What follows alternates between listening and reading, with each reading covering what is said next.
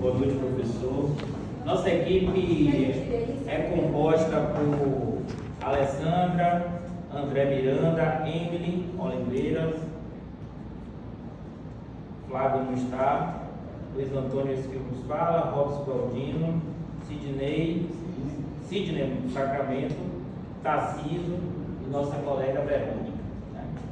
Nosso caso foi o terceiro caso e, dando seguimento, irei ler o caso dos demais colegas, irá extrair, conforme foi solicitado, as questões pertinentes ao entendimento do caso. Vamos ao caso. Cleide concorreu à vaga para técnico administrativo para a Secretaria de Administração do Estado da Bahia, nível médio, para a localidade de Salvador, capital da Bahia, promovido na seleção simplificada em regime de direito administrativo, o conhecido RED, realizado pela Consultec, sendo classificada e aprovada em 9º lugar na lista reservada para neutros e habilitando-se em 39º lugar na lista de ampla concorrência. O Estado da Bahia tem contratado terceirizados via contratação seletista para o exercício das funções típicas de técnico administrativo, concorrido por Cleide. No dia 29/12/2022, Cleide foi convocada na lista dos cotistas para entregar seus documentos em exame, porém, não possuindo atestado de saúde ocupacional, valeu-se da possibilidade de ser convocada dentre a lista de ampla concorrência, o qual a mesma concorreu e for habilitada. Aconteceu que no dia 13 de janeiro do ano seguinte, 2023, a Secretaria de Administração do Estado da Bahia convocou os demais candidatos, esquecendo a colocação obtida por Cleide na lista de ampla concorrência.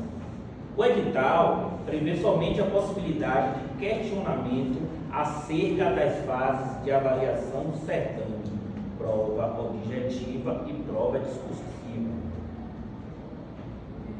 Vou fazer só as observações. Essas observações é que vão dar o norte para as peças, né, as perguntas e respostas que foram extraídas desse caso. Ela foi aprovada em 9º lugar, colegas, na lista de cotistas negros e também passou na ampla, na 39ª colocação. Só que o Estado esqueceu, disse, poxa, ela não trouxe o atestado quando ela foi convocada a primeira vez, o atestado provavelmente ela também não vai trazer. E aí, a bel prazer, eles pegaram e esqueceram ela e deixaram de convocar. Com isso, está aí para os colegas discorrerem, dentre essas observações, o que poderá ser feito diante desse caso. Vamos lá, pessoal. Boa noite a todos. O trabalho ele consiste em responder, através desse caso, 4 perguntas. A gente conversando no grupo, a gente até avaliou que as perguntas, teoricamente, podiam ser perguntas até de uma segunda fase de OAB, porque elas são bem detalhadas e é para ver se o aluno que o concorrente lá do certame da OAB sabe identificar qual a peça, qual a competência. E a gente conversou, e a primeira pergunta é qual o juízo competente, e justificar a resposta de acordo com a doutrina, a jurisprudência e apresentando os fundamentos legais. Inicialmente, numa questão dessa, para a gente ver qual o juízo competente, a gente tem que saber qual a autoridade coautora. Isso aí a gente identificou que a autoridade coautora é o secretário de Administração do Estado da Bahia, que compete a ele convocar os aprovados no concurso. Então, identificado a autoridade coautora, a gente vai procurar onde? Na Constituição, de quem é a competência. E na Constituição, no artigo 125, parágrafo 1º, diz que no caso de juízes estaduais e tribunais dos estados, tem que se atentar à Constituição Estadual, porque lá na Constituição Federal não diz nada referente à competência nesses casos. Aí a gente foi para a Constituição Estadual, onde no artigo 123, inciso 1, a linha B, diz que, aí já até vou ter que adentrar qual a peça seria, que é o mandado de segurança. O mandado de segurança, nesses casos, contra secretário de Estado, é no Tribunal de Justiça, como processo originário. Então a gente já conseguiu delimitar a autoridade coautora e ao mesmo tempo saber que contra um secretário de Estado tem que ser, no caso sendo mandado de segurança, tem que ser originariamente no Tribunal de Justiça. O regimento interno também do Tribunal de Justiça diz que nos casos de mandado de segurança contra secretário estadual lá originariamente no Tribunal de Justiça. Aí aqui a gente botou, por fim, respondendo à questão, o juízo competente para processar e julgar o mandado de segurança vai ser o Tribunal de Justiça do Estado da Bahia. Então a gente achou que essa questão, a primeira questão já está feita, porque já tinha identificado a segunda questão que vai ser consigne. E a jurisprudência do STJ também já afirmou o entendimento que todos os mandados de segurança contra atos de secretário de Estado no Tribunal de Justiça do Estado.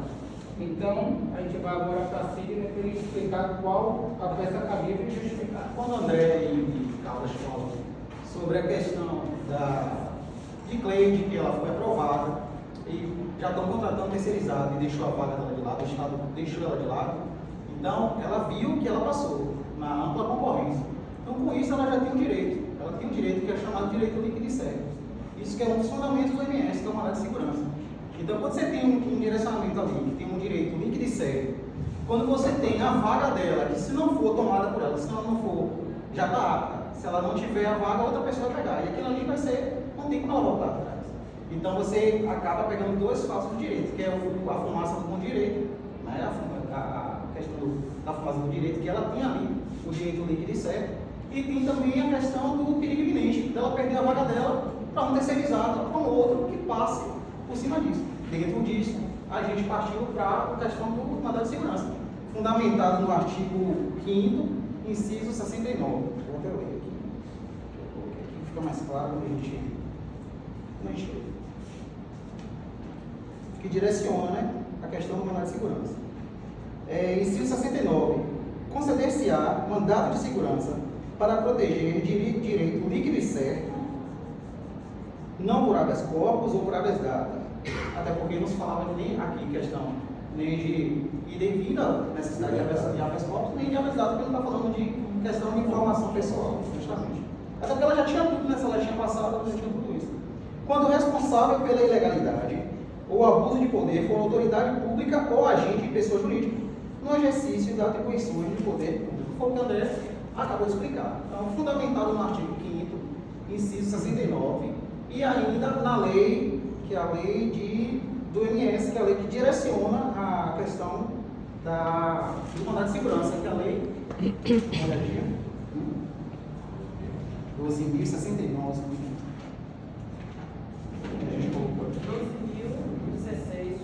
Isso, bom. Não sei inciso primeiro e não sei inciso sétimo. Eu já deixei aqui também que era para ler, porque fica mais claro para a gente ler.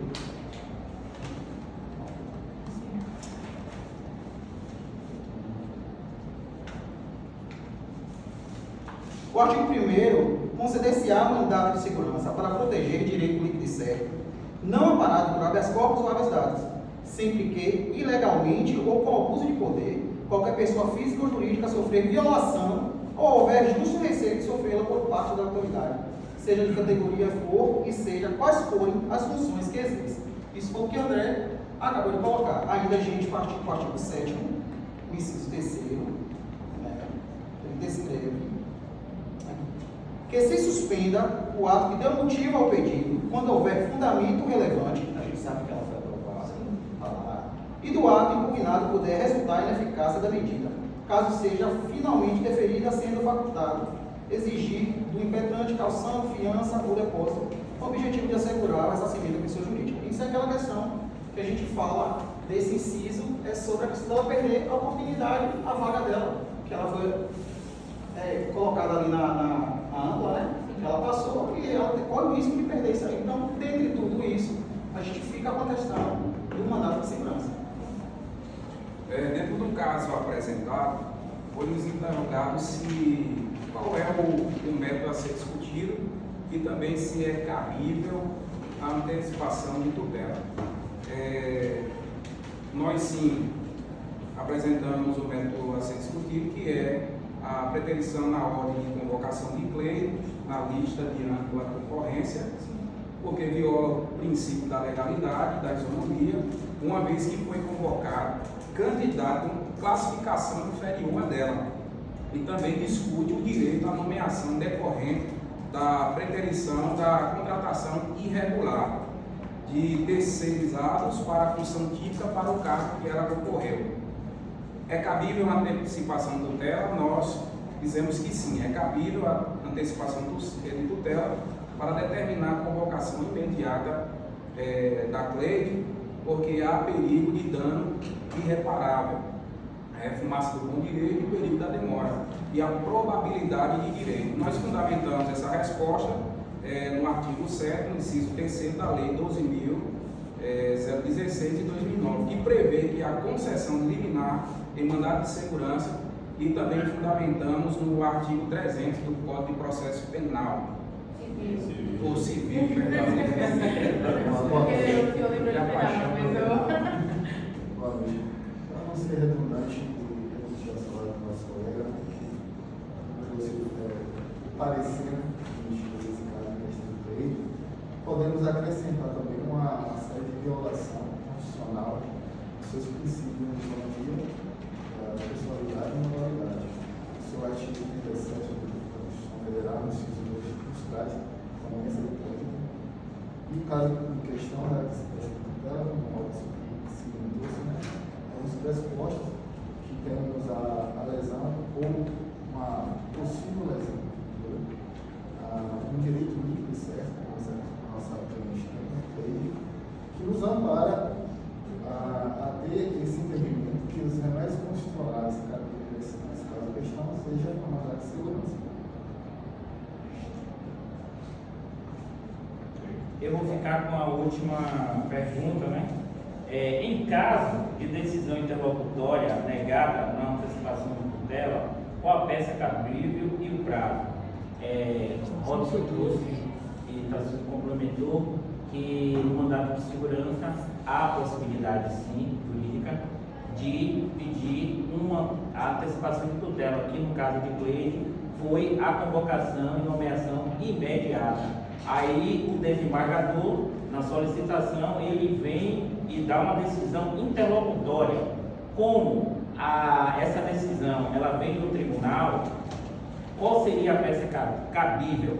O agravo interno, né, para que essa decisão não fosse discutida apenas monocraticamente, né? Então, a peça cabível nessa decisão interlocutória será o agravo de instrumento, o agravo interno. Ressaltando também, né, que o prazo cabível é 15 dias. 15 dias úteis, É só para complementar, é agravo interno, porque como é originário do tribunal e vai direto para o relator, tem que ser o relator, tem que receber e encaminhar lá para o colegiado para fazer essa decisão conjunta lá. Não vou parecer. Então, nossa equipe trouxe, né, os elementos que foram solicitados diante do caso. Agradecer os colegas que tiveram empenho, né? O processo penal ele não é fácil, como processo civil.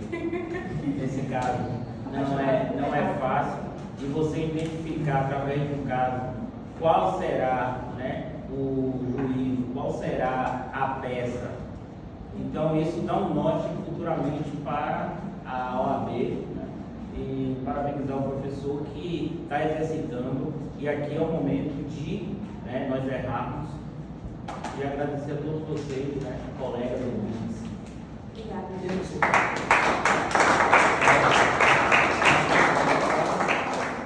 Eu gostei muito da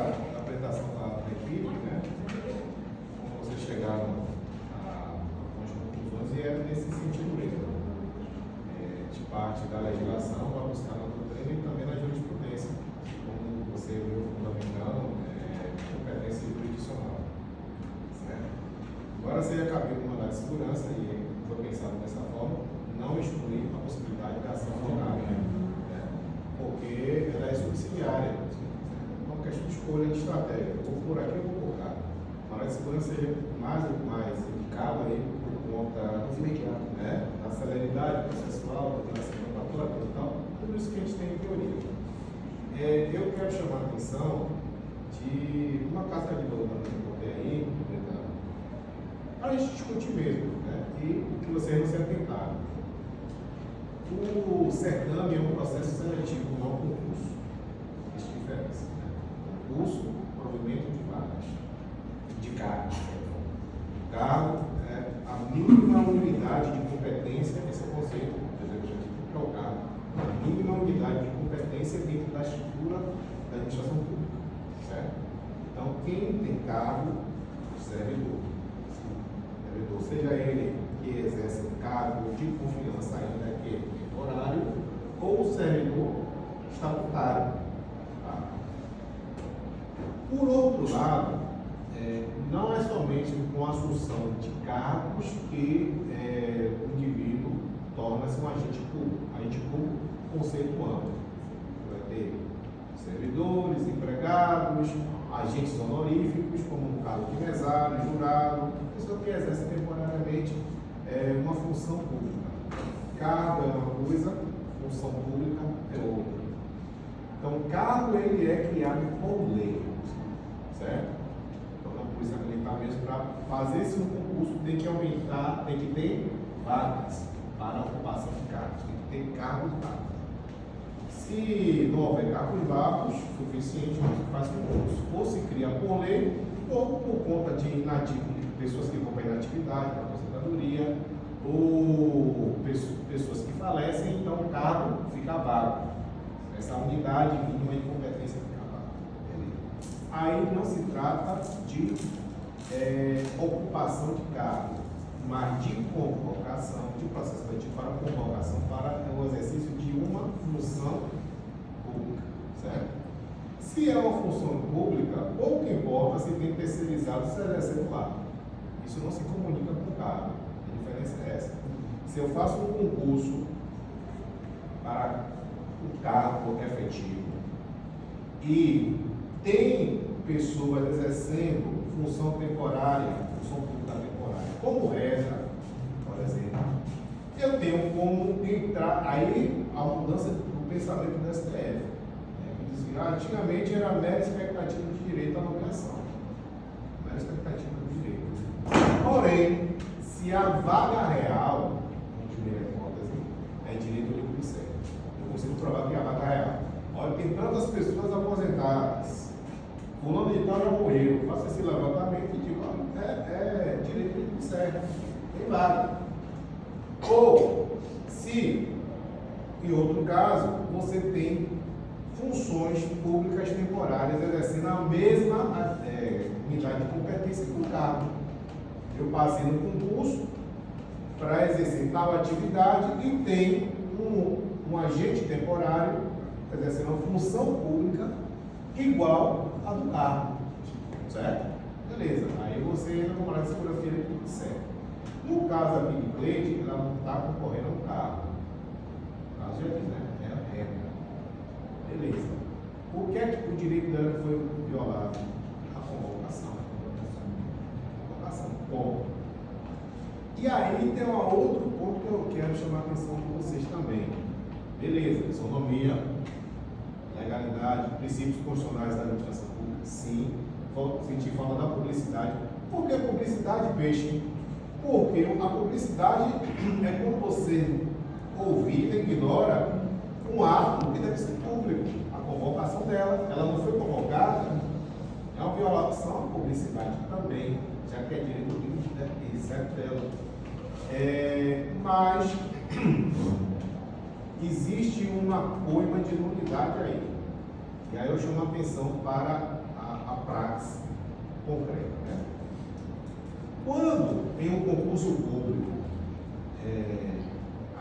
o edital é a lei do concurso. Né? O edital. Da mesma forma, um processo seletivo ou uma licitação. O edital é a regra. Concurso é uma forma de licitação. Nós estamos fazendo licitação. Então, no processo seletivo de concurso, temos que nos ater ao que prevê o edital. Certo? Pronto. Alguns editais, se eles são silentes a determinada situação, por exemplo, o cara passou, mas ele não quer assumir agora, é convocado e não quer assumir agora. Ele pode requerer no final da fila. Certo?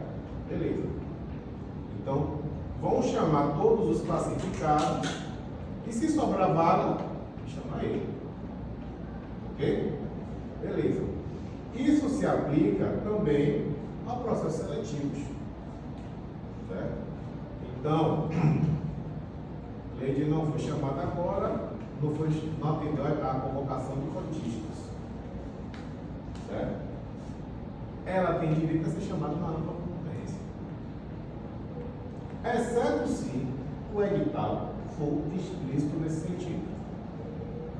Ele está dizendo assim, se você não atendeu a convocação, não tem lista de chamada. Exemplo. Eu fiz um concurso lá para a FACAP em Petrolina. Passei. Primeiro lugar. E aí, conversando com minha mãe, né? Minha mãe já idosa, tem 80 anos e tal. Isso implicava uma mudança total. Mãe, para lá, meus filhos, né? Conversei com as mães também, coisa e tal. Mas o principal peso foi minha mãe. Não vou dar para você, não sei o que, não vou. E eu sei que ia dar problema, porque minha mãe é muito, a gente tem uma relação muito apegada, né? Faz chantagem, não sei o quê. Procura zoada para poder brigar com ela. Minha irmã me diz, tá comendo doce aqui, só que ela já tem que ligar, tem que passar o tudo. Aí eu poderei ter várias questões salariais, mudança, alteração, ir para lá para a Petrolina, começar do zero. Tem um network aqui na região, Salvador. Não vai valer a pena, o valor que eu ganho lá, eu consigo levantar aqui. Aí eu pensei, eu vou, então, requerer a polícia de concurso que eu seja mandado para o final da fila. Foram 5 classificados. Eu saí de primeiro e no quinto lugar. Aí eu fui lá na FACAP, e falei, não tem isso aqui. Então, é explícito. Aí foi realmente um crime edital. Não tinha possibilidade. Né? Beleza. Aí que está a questão. Se o edital é silente, cabe então, é direito da pessoa no final da fila. Ou então, se ele não atendeu as cotas, chamadas cotas, ele pode ir para a concorrência. Certo?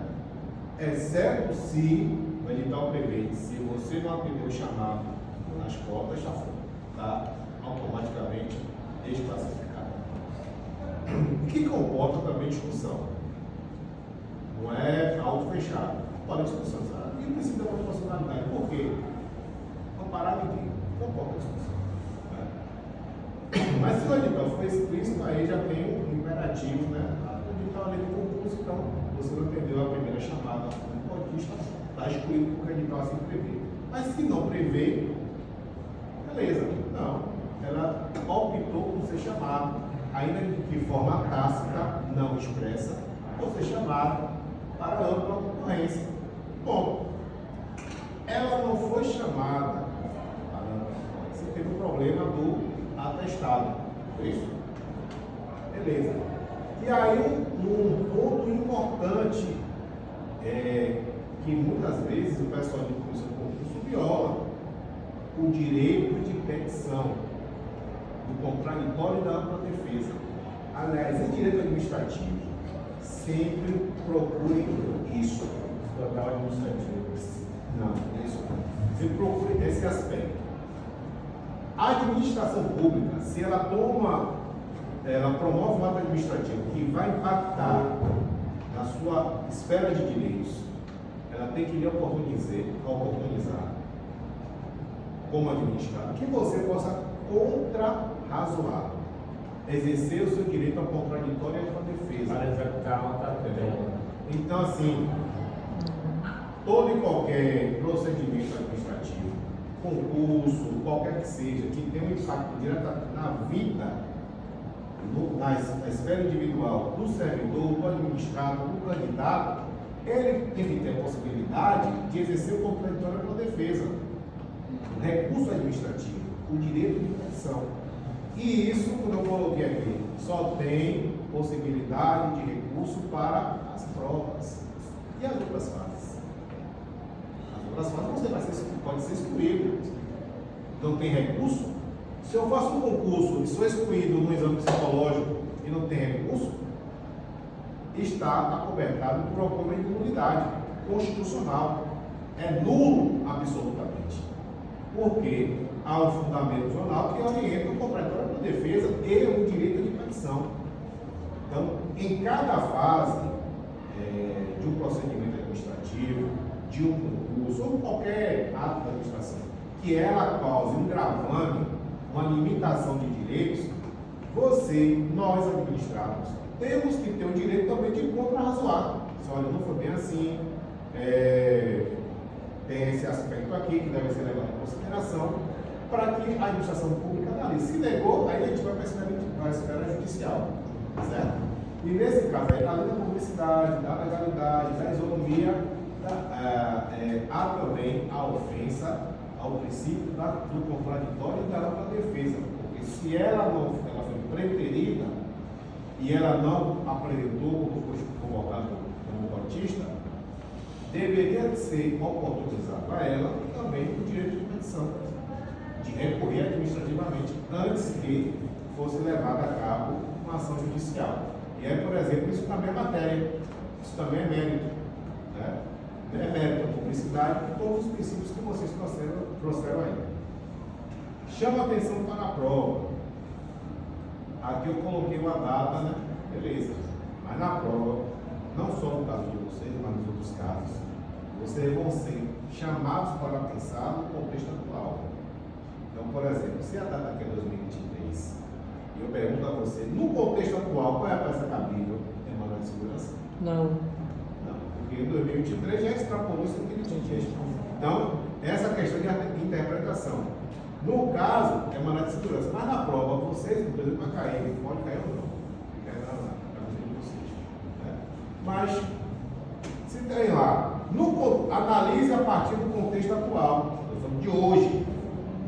Sendo de hoje, não seria manual de segurança, seria ação ordinária, certo? E assim a prova está lá, está tranquila. É exatamente o que vocês trabalharam em cada tipo, certo? Próxima equipe.